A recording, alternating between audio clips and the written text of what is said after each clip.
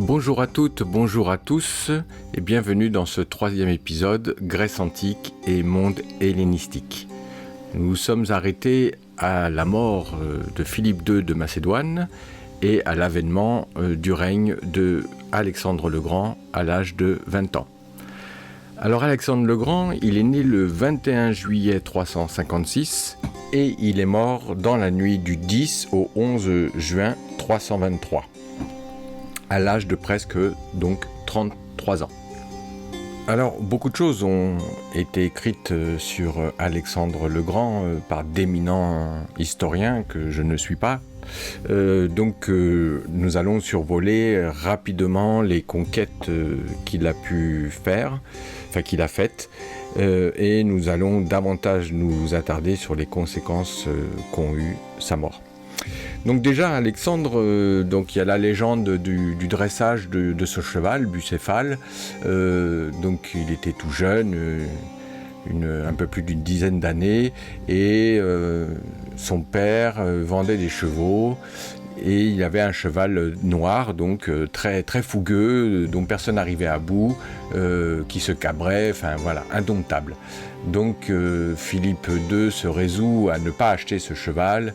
Mais Alexandre est conquis par la beauté de ce cheval, sa force, sa splendeur, sa grâce. Il tombe littéralement sous le charme de cette splendide bête. Et il s'aperçoit en fait que le soleil l'aveugle. Et plus précisément, en fait, l'ombre du cheval l'affole.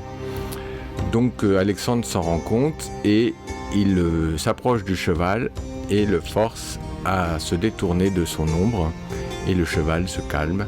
Alexandre grimpe sur le cheval et part au galop sur les plaines devant une assemblée médusée. Donc voilà. Déjà, première légende sur Alexandre. Même s'il y en a eu une avant, le jour de sa naissance, le 21 juillet 356, le temple d'Artémis a disparu, c'était une des 7 merveilles du monde, a disparu sous les flammes. Alors c'était un incendie criminel, mais c'était un présage. L'Antiquité regorge de ce genre de superstitions et de présages. Donc déjà, dès la naissance d'Alexandre le Grand, il y a déjà beaucoup de légendes. Et déjà, en plus, Alexandre le Grand, c'est pas la moitié de n'importe qui. Bon, alors déjà, il est fils de roi et de reine, donc déjà, ça assoit déjà bien un avenir. Quoique dans ces dynasties-là, c'était assez compliqué en termes d'avenir. Mais en fait, par sa mère, il descend du conquérant, du valeureux guerrier Achille, de la guerre de Troie. Achille a eu un fils, Néoptélène, et qui a eu des descendants dans les Molos, tribu de sa mère. Et du côté de son père, le roi Philippe s'est rattaché une ascendance assez prestigieuse puisqu'il descendrait du demi-dieu Hercule, lui-même fils de Zeus. Alors dans l'Antiquité, il n'était pas rare que les rois, les reines s'octroyaient des ascendances assez fabuleuses. On en a un peu des exemples un peu partout dans les grands personnages de l'histoire. Par exemple, Gaius Julius César, lui se revendiquait d'Aphrodite. Chez les Latins, Vénus. Parce que Vénus avait eu un enfant qui s'appelait Iule, qui a fondé donc la famille des Iulii, et donc dont Jules César est issu. Donc voilà, Alexandre le Grand, il descend d'Achille et d'Hercule, donc de Zeus. Et d'ailleurs, on le retrouvera dans un épisode avec Zeus, à l'âge adulte pendant ses conquêtes. Donc Alexandre, déjà, en termes de guerrier, il s'est déjà pas mal inscrit dans des faits d'armes assez prestigieux parce qu'il a participé à la bataille de Chéronée avec son père Philippe II et qui a consolidé la domination macédonienne sur les cités-États de Grèce. Voilà. Donc en 336, à la mort de Philippe, son père, il est devenu roi de Macédoine. Comme je vous l'ai dit dans le précédent épisode, à la mort de Philippe, les cités-États se sont un peu emballés, se sont un peu enflammés, et ils se sont dit, tiens, on va se défaire de la tutelle macédonienne. Donc Alexandre le Grand est parti réprimer rapidement, très rapidement, ces révoltes. Et ensuite, son père projetait d'aller conquérir l'Empire perse, alors soi-disant pour se venger des affronts pendant les guerres médiques par les Perses. Donc Alexandre, sitôt les révoltes des cités grecques matées, il s'en va accomplir ce que son père devait accomplir, c'est-à-dire envahir l'Empire perse. Je règle mon pas sur le pas de mon père, je règle mon pas sur le pas de mon père, je règle mon pas sur le pas de mon père, je règle mon pas sur le pas de mon père. Donc en 334, Alexandre commence donc sa campagne contre l'Empire perse. La première des grandes batailles a été la bataille dite du Granique, où il a remporté une victoire on ne peut plus décisive. Alors Alexandre et Darius vont se faire la guerre pendant 4 années, de 334 à 330, où Darius III trouvera la mort. Alors il ne trouve pas la mort sur un champ de bataille en affrontant Alexandre, mais il sera tué par un de ses gardes rapprochés, tout comme Philippe l'avait été par son garde du corps, Pausanias. Donc, ça y est, l'Empire perse, il n'y a plus son roi, Alexandre se proclame roi des Perses. Donc ce qui ouvre la voie à la conquête de la côte méditerranéenne. Parce que Alexandre, il ne va pas s'arrêter là. Voilà, il a vaincu le roi des rois, c'est comme ça qu'on appelait le roi perse. C'était le roi des rois, donc il l'a vaincu, donc il peut faire mieux que lui. Donc en 332, il conquiert le Tyr. Et ensuite il descend sur la façade est de la Méditerranée, et donc il va jusqu'en Égypte. Donc là en Égypte, il n'y a pas spécialement de guerre ou ce genre de choses, ça se fait assez facilement, et en plus Alexandre est accueilli par la population égyptienne comme un libérateur. Parce que le satrape qui avait été placé par le roi des rois, donc satrape, je vous rappelle que c'est une province, c'est le nom qu'on donnait aux provinces perses en l'occurrence. Donc l'Égypte était une province de l'Empire perse, et donc quand Alexandre s'est débarrassé du satrape, le peuple était très très très content d'être libéré, et l'ont proclamé libérateur en Égypte, et est donc devenu pharaon d'Égypte. Alors, Alexandre, en Égypte, il va fonder la cité d'Alexandrie, une parmi tant d'autres, mais c'est celle qui demeure encore aujourd'hui, sous ce nom en tout cas, et c'est la plus importante, parce qu'elle va devenir un grand centre culturel et de commerce après. Pas du vivant d'Alexandre, mais en tout cas après, Alexandrie va connaître une histoire très très riche.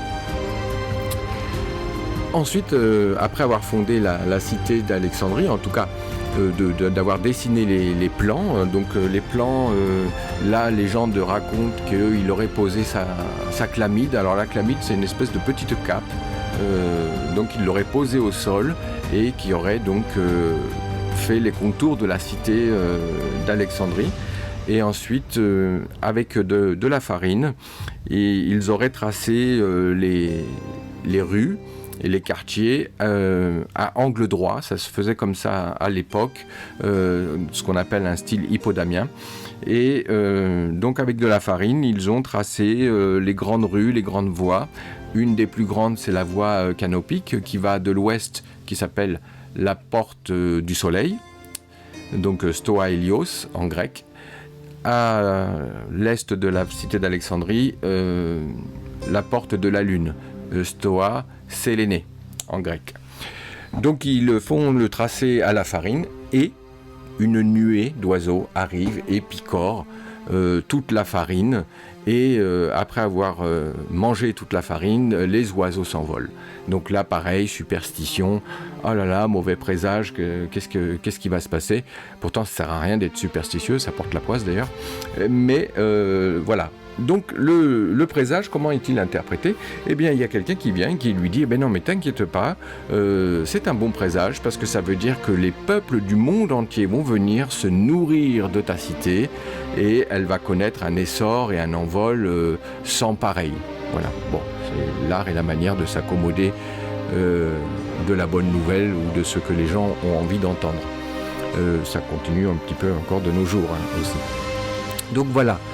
Donc Alexandre rassuré, il pose les bases de la cité d'Alexandrie et il décide de traverser un désert qui est à l'ouest d'Alexandrie et il va consulter l'oracle de Siwa. Et là, les prêtres qui sont dans le temple à Siwa annoncent ce que Olympias, la mère d'Alexandre, lui avait déjà dit, mais là, les prêtres le valident. Il n'est pas le fils d'un simple mortel, Philippe II de Macédoine, il est le fils de Zeus. Donc les prêtres le proclament le fils de Zeus Amon, le dieu Amon étant un dieu égyptien. Donc déjà là on a affaire à un premier syncrétisme religieux qui va perdurer pendant toute la période hellénistique en Égypte et puis aussi dans d'autres royaumes hellénistiques. Donc Alexandre est roi de Perse. Enfin, en tout cas, il va en venir très très vite à bout. Il est pharaon d'Égypte. Et donc, en 329-327, il mène des campagnes en Asie centrale pour conquérir des régions telles que la Bactriane, la Sogdiane. Ce sont des régions qui sont vraiment à l'est de l'empire de Perse. La Bactriane recouvre à peu près le nord de l'Afghanistan actuel et la Sogdiane, elle recouvre l'Ouzbékistan, le Tadjikistan et une partie de l'Afghanistan actuel. Et donc là, ce sont de gros combats, ce sont des guerres qui sont assez difficiles, mais il y arrive à bout et il arrive à mater des révoltes et il s'en empare. Il agrandit toujours un peu plus son territoire. Insatiable, Alexandre continue sa route jusqu'aux frontières de l'Inde, où là, il remporte une victoire, mais qui a été difficile, d'ailleurs qui verra la mort de son cheval Bucéphale. C'est une victoire qui est difficile, parce que le roi Porus, donc le roi d'Inde, lui mène la vie difficile, d'ailleurs parce que il a des animaux assez particuliers, les Macédoniens en ont peu ou jamais vu. En fait, il a des éléphants de guerre. Donc c'est la première fois que les Macédoniens ont affaire à des tels mastodontes d'animaux et d'armes de guerre de ce style. Comme je vous l'ai dit dans l'épisode précédent, ils sont plutôt... il y a une cavalerie, bien entendu, tout ça, mais il y a beaucoup de fantassins avec leurs saris, leurs longues lances. Et donc là, des éléphants, c'est vrai que pour en venir à bout, c'est compliqué. Même si vous avez un cheval très fort et très vaillant, un éléphant, ça trompe énormément. Donc voilà. Donc il remporte la victoire, mais il conclut une paix avec le roi et voilà, l'Inde ne tombe pas sous le joug d'Alexandre. Mais là, il se passe quelque chose, c'est que là, les soldats, dans leur grande majorité, et ces généraux aussi, en ont marre. Ils en ont marre de marcher, de conquérir, ils veulent rentrer chez eux. Tu comprends, ça peut plus durer maintenant. Tu pousses le bouchon un peu trop loin, Maurice. Ils en ont assez. Et donc pour Alexandre, c'est assez difficile d'accepter le fait de devoir arrêter sa marche et ses conquêtes. Lui, il se serait bien vu continuer, mais bon, devant le mécontentement général, il est obligé donc d'ordonner l'arrêt des conquêtes et le retour vers la Macédoine. Alors lui, il va rentrer, alors pas en Macédoine, mais jusqu'à Babylone, mais tranquille, hein. Lui, il rentre en bateau avec ses généraux, tandis que les soldats traversent le désert et il y a énormément de pertes de la soldatesque macédonienne pendant ce retour. Donc voilà, ça leur apprendra à pas être contents. Ils se sont rebellés, ben voilà, ils ont eu ce qu'ils méritaient. Donc voilà, Alexandre, lui, rentre à Babylone. Mais il tombe malade, une fièvre, et il meurt dans la nuit du 10 au 11 juin 323. Alors, il y a encore beaucoup de mystères autour de la mort d'Alexandre. Est-ce qu'il a été empoisonné par ses généraux ou... Bon, quoi qu'il en soit, il est mort, une fièvre, et il est mort. Et dans la nuit du 10 au 11, pris de tremblements et de fièvre, bien entendu, il se sentait partir et mourir. Et un de ses généraux lui a demandé « Mais qui veux-tu pour te succéder ?» Et en remettant l'anneau qui conférait le pouvoir, il aurait dit que son successeur serait le meilleur d'entre eux. Et il meurt. Donc là, c'est sûr que là, c'est compliqué pour avoir quelqu'un parce que tout le monde va se prétendre être le meilleur. Donc voilà pour la mort d'Alexandre. Mais les conséquences de sa mort vont être désastreuses. Et pour son empire, et pour sa famille, et puis dans l'ensemble, pour l'ensemble des protagonistes de la Grèce hellénistique. Alors à sa mort, Alexandre le Grand, sa famille, elle est encore composée de membres macédoniens dans un premier temps. Donc sa mère, la reine Olympias, son demi-frère Philippe Aridée, qui, comme je vous l'ai dit, était considéré comme déficient mental. Il a eu un fils, Héraclès, histoire de le rattacher à l'ascendance prestigieuse. Donc Héraclès, donc Hercule en latin, donc qui est un enfant qu'il a eu de sa première épouse, Basrine, donc qui était la fille d'un satrape perse. Et un enfant à naître, qui est en gestation. Donc à l'époque, on ne savait pas si c'était un garçon ou une femme. Si c'est un garçon, c'est un descendant direct. Si c'est une femme, retour à la case départ, ou alors Héraclès sera proclamé roi, mais il est tout jeune. Et Philippe Aridée, il est déficient mental, donc c'est compliqué.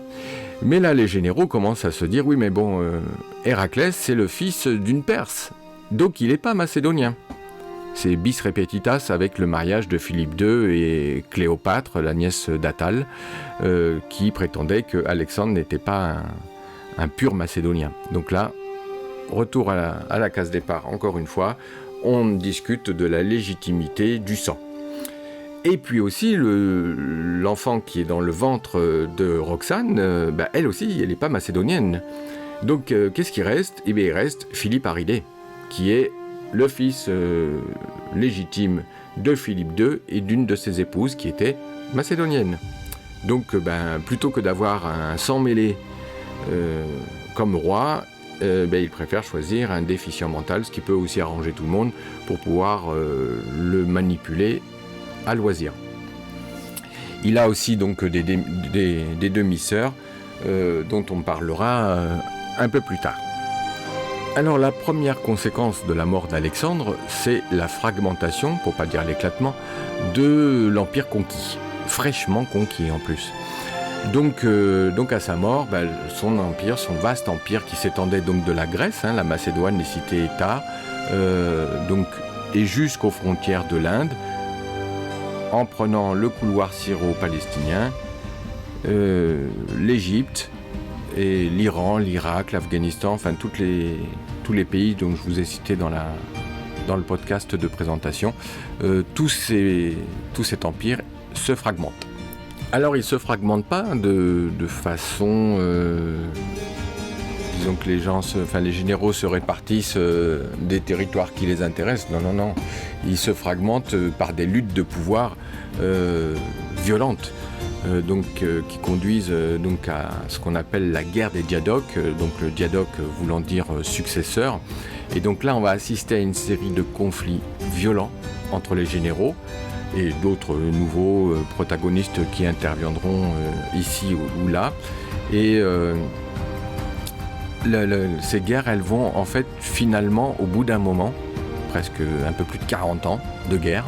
Elles vont conduire à la formation de plusieurs royaumes indépendants, dont les plus notables sont le royaume ptolémaïque ou l'Agide en Égypte, qui vont être administrés dans un premier temps par le satrape, puisqu'ils vont prendre le nom de satrape au départ, c'est les généraux d'Alexandre, donc par le satrape Ptolémée, qui deviendra ensuite roi sous le nom de Ptolémée Ier.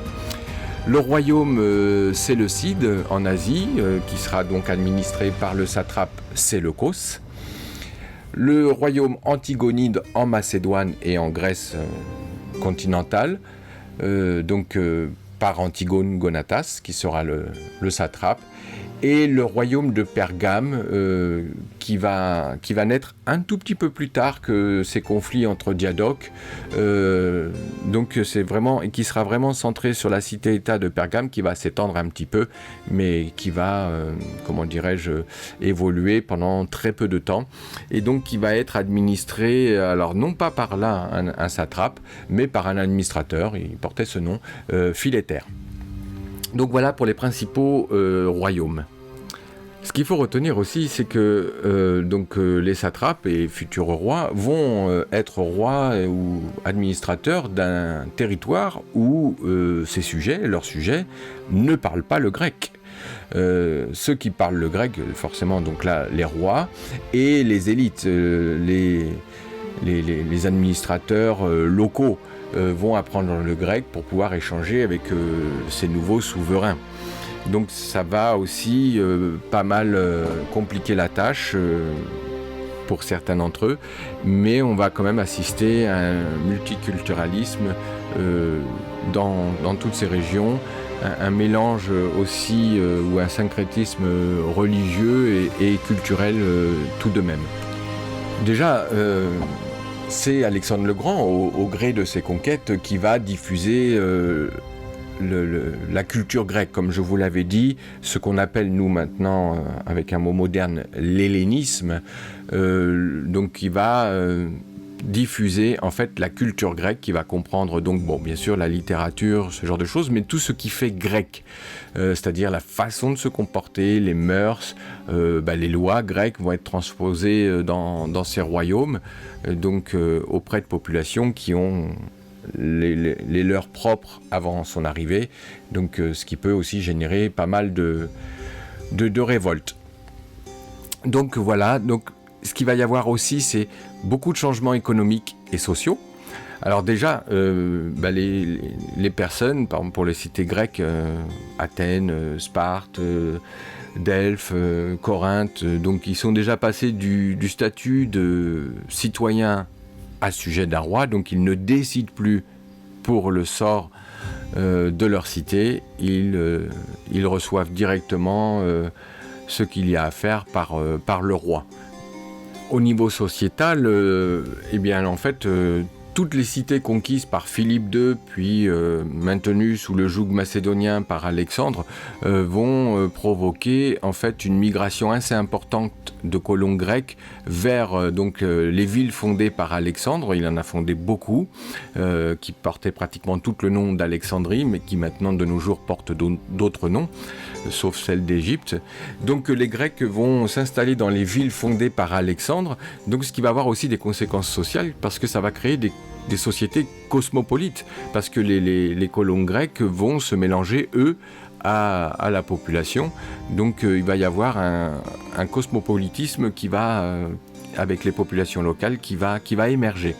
Et qui va aussi permettre des échanges, que ce soit d'idées, de technologies, de choses qui se faisaient en Grèce et pas dans certaines contrées du nouvel empire d'Alexandre. Donc il y a quand même une richesse qui est quand même à noter et très très très importante de la période hellénistique. Et puis aussi bien sûr il y a aussi là, un pont qui s'est fait entre l'Occident et l'Orient. Donc là aussi, ça va permettre aussi une augmentation d'échanges de biens, de partage